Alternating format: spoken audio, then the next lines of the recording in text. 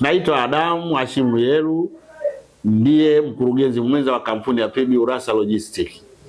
Tulikuwa tunawaomba tu viongozi wetu wa serikali za mitaa waweze kuongea na wananchi wao vizuri, kwamba anapozolewa taka anatakiwa alipe, na anapokosa kulipa katika kipindi cha miezi miwili, anapofuatwa, mara nyingi malalamiko yanakwenda kwa viongozi.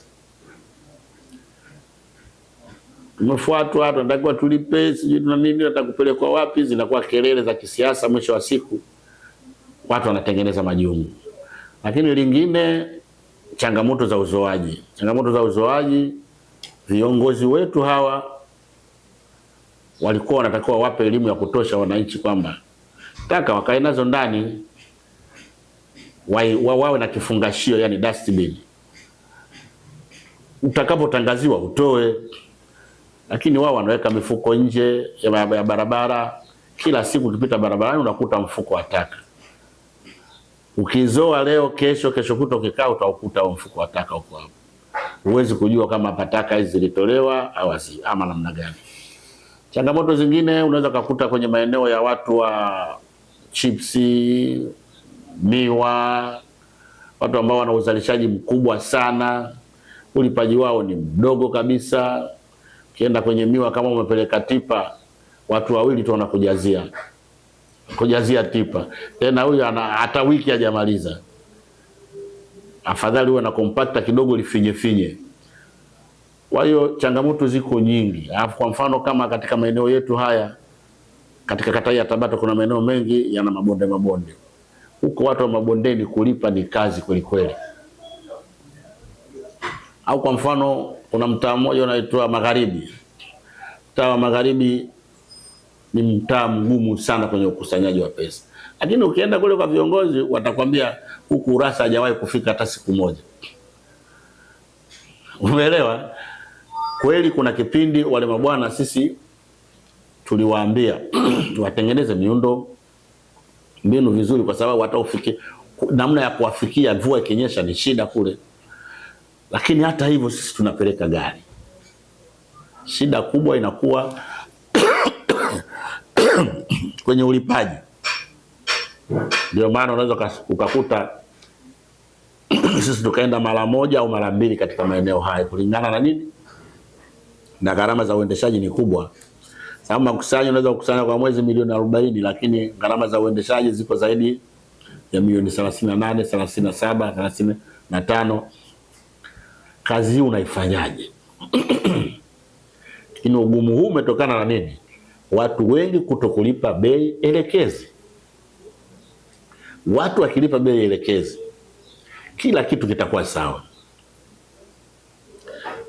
Maana kwa mfano hapa katikati watu wamekuwa wakilalamikia, wanasema bei zinapanda, bei zinafanya. Hakuna hata mtu mmoja aliyopandishwa bei. Watu wameambiwa walipe bei elekezi, tena kwenye kipato cha chini. Wakati leo Tabata iko kipato cha kati, hakuna hata mtu mmoja aliyotozwa kipato cha kati. Na bahati nzuri sheria zipo. Watu ambao wana kipato cha chini kila siku wao maisha yao ni kulalamika. Kutekeleza sheria katika maeneo hayo kuna ugumu mkubwa sana. Kwa maana ukitaka kuitekeleza sheria katika maeneo hayo kwa kiwango cha juu, yani ugomvi wake ni mkubwa.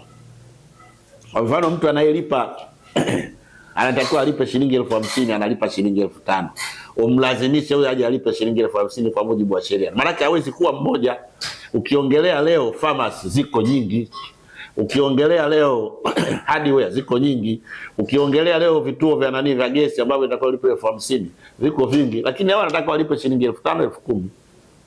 Sasa ukisema walazimisha, hao ni kundi kubwa. Maana sheria ndio inatakiwa ifuate mkondo wake. Ndio maana nimesema viongozi wetu hawa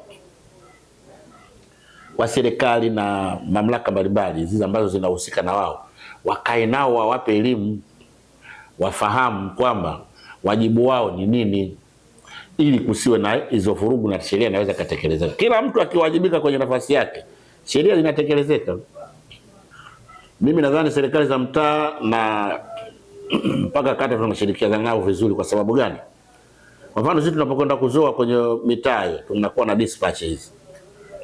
hizi dispatch zinasainiwa na mwenyekiti wa serikali ya mtaa. Yaani baada ya kusaini wajumbe wale mtaani kule, mwisho kabisa anatakiwa saini mwenyekiti wa serikali ya mtaa na aipige muhuri kuonyesha kwamba sisi tumepita kuzoa taka. Kwa hiyo tunapotaka kwenda kuchukua hela, ni vigumu sana mwenyekiti kwenda kumsukuma mtu aende aje alipe hela kwa mujibu wa sheria. Yeye manake ni mwanasiasa, lazima atakuwa anajaribu elimisha mara nyingi, na shida ninayokuambia ni hiyo. Yaani shida ya ulipaji kwenye nchi yetu, ukitaka kuzungumza ukweli bila kung'atang'ata maneno, kiukweli kwenye kulipa kodi kuna shida. Hata kama kuna wakati kodi zinakuwa ziko kubwa, zinatakiwa zishushwe. Lakini hata kama zikiwa chini, hivi 2,500 kwa mwezi kwa taka za mtu anazozalisha kwenye nyumba yake, na bado anakuwa na ugogoro, unataka alipe bei gani? Sasa alitakiwa alipe shilingi ngapi? 200. Kazi hiyo itafanyika? Kwa sababu pamoja na huduma, lakini kuna gharama za uendeshaji, na hizi gharama za uendeshaji ili ziweze kufikiwa, umeelewa, ni lazima wao washiriki katika kuzilipa. Unajua, nataka nikwambie jambo moja. Unajua, Urasa haina biashara ya taka tu. Urasa sisi tuna kampuni kubwa ya usafirishaji. Tuna malori zaidi ya 23 yanasafirisha na kwenda Kongo. Hii kazi tulifanya kwa sababu tulikuwa tunaona kuna udhaifu mkubwa wa uzoaji wa taka, kwa sababu sisi tuna kampuni katika eneo hili na tuna yadi. Tulikuwa tuzolewagi taka kwa muda mrefu, tukasema wacha sisi tuingie. Lakini pamoja na kuifanya hiyo kazi, bado changamoto kweli zipo za wananchi katika ulipaji. Inawezekana hata wenzetu huko nyuma walikuwa wanasinzia kwa sababu hizi. Japo sisi tunapambana, sisi tunahitaji kupata faida kubwa, lakini tumepambana sana kuifanya eneo letu liwe salama. Tunaingia mtaani, tukiingia taka hatubakishi hata sehemu moja, tunatoa zote. Ndio maana nimekupa mifano. Jumapili tumezoa taka pale Kidaba. Leo ni juma ngapi? Jumanne. Twendeni na nyinyi, mtaona taka pale. Siku moja, siku ya pili yake kuna taka. Na ndivyo mtaani huko kulivyo hivyo, watu wanaweka mifuko nje. Sisi kazi tunafanya. Kimsingi tunawaomba viongozi wetu watusaidie kuwaelimisha wananchi walipe ili ufanisi uongezeke. Kama tulikuwa tunapeleka gari 7 Kisiwani, tupeleke gari labda pengine 20 au 10 na ngapi, 14. Umeelewa? Kama tulikuwa tunakwenda gari 6 Tabata, tupeleke gari 12 kwa mwezi. Umeelewa? Kwa sababu hii ninayokuambia ni kwa mwezi. Tunapeleka gari 7 wapi? Gari 8 Kisiwani. Umeziona hapo kwenye dispatch. Gari 8 tunapeleka. Na zimesainiwa na wajumbe hizo. Ndio maana nimesema hata ukitaka ushahidi, maana chukua hii dispatch na mtu wetu uende naye kule. Alafu aseme hii sijasaini mimi, nimejisainia. Hizi zote kila mtaa zipo. Na wanasaini wajumbe na viongozi wa serikali wanasaini.